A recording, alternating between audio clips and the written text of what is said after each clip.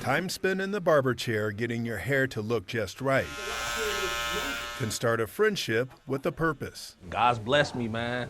He's blessed me, you know?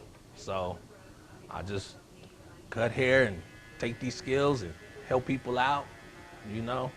Keep them right, keep them looking good. For Taza Gillespie, the barber they call T, wow, 20 years, man. 2 decades of haircuts has taught him compassion. Doing the haircuts for the homeless people, you know, unfortunate vets, you know, just basically trying to help them out, keep them on track, you know. Well, he's like 2 weeks behind. In 2019, I introduced you to T. I'm here 9 to 1 every Monday, 9 to 1. Who was donating his time every Monday to give back. Giving free haircuts to the homeless and unfortunate people. A haircut make anybody feel good about themselves, you know, build their confidence, build their self-esteem, you know. Gillespie believed the free haircuts, along with a little advice, don't ever give up, man. Keep trying to strive to do better. Could help people who were in need. They need that help. Why not help them? You know, by doing something that everybody needs. It was at that point when T met a customer who just went by the name Nick. Yeah, it was Nick, yeah. He was one of my first people, man. He was, every time I get down there, he was like the first one there, one to help me set up. On the street, he was in between Colfax and 14th Avenue on Lincoln, where that park is across from the state capitol. Right where you did that story, actually. Here he come, right here. A bond that's lasted. Nick, what's up, man? After being reunited just last year.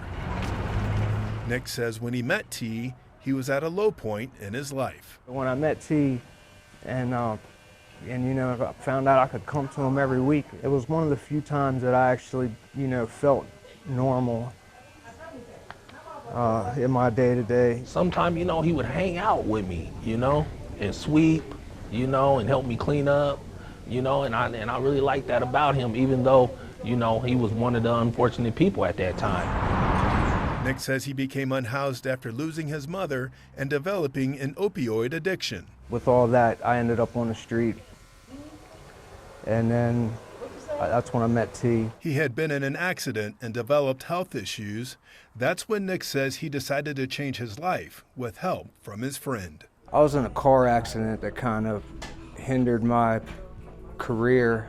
And then when I met T, I got sick and I had to have surgery. I had to have some of my intestine removed. I was with him when he was going through the situation with his surgery. And I was still trying to help him, and he was still trying to do better for himself. He wasn't like just giving up.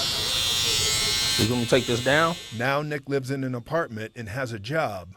Both opportunities, he says, were made possible by meeting T, a friend who still makes time once a week to reminisce. Every time I see you, man, I always think about me coming down there. And you was always sitting there waiting. There's been some ups and downs.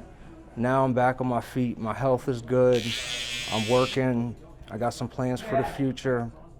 Everything's great. It was a point in their lives when Nick crossed paths with a barber named T. It meant a lot to me. Yeah. I appreciate it.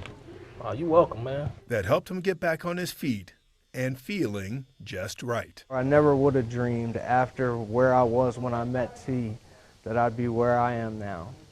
I just didn't see it. And things are going well. And he's been a big part of that. In Aurora, I'm not struggling for anything. My bills are paid. I'm very blessed. Byron Reed, 9 News.